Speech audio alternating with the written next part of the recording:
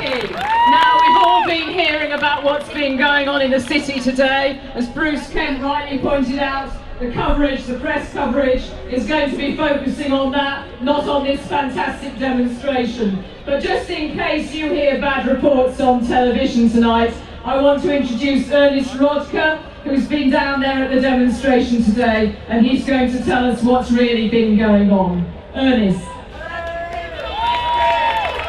Good afternoon and thank you very much. I'll be quite brief, but if you're wondering where the cameras are, if you're wondering where the police are, they're in the City of London, and the photographers are photographing people being beaten up for taking part in peaceful marches and demonstrations. Just to say, I was on the Liverpool branch of the march, on Liverpool Street to Bank. The moment we got there and wanted to move off, the police corralled us in. They wouldn't let us go on the route of the march. They wouldn't answer questions, and they forced us down the back streets to Bank. The moment we got to Bank, they fenced us in. We were held there for 2.5 hours. Nobody was allowed out. I tried to make a complaint to the inspectors and I was allowed none. When people started pushing to get out because they wanted to come here, another 5 to 10,000 people who aren't here, who should have been here, who wanted to be here, weren't allowed to be here, and the police started talking about a breach of the peace. When we asked them what they were doing, they said, we hear rumours there's going to be a breach of the peace. Well, there's no riot here because there are no police here. The police caused the riot.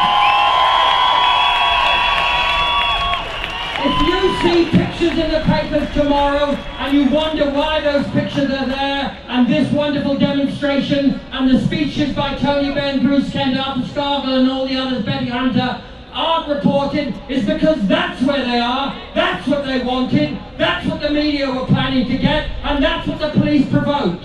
And I tell you, I think that's where the photography and that's where the reports are going to come from. Unfortunately, those people, when they were leaving, when they were trying to get away because the cordon was broken, the riot van suddenly arrived, police got out, batons drawn, shields pulled, and started beating up people who were trying to leave.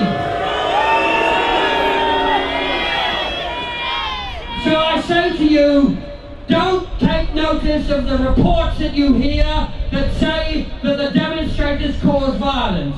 I certainly saw none, absolutely none. Not a window broken, not any provocation from the demonstrators, not anything that you could say that they did that caused the police to behave the way they did. So for us, it must be victory. We've got to carry on, despite the police provocation, despite what the media say.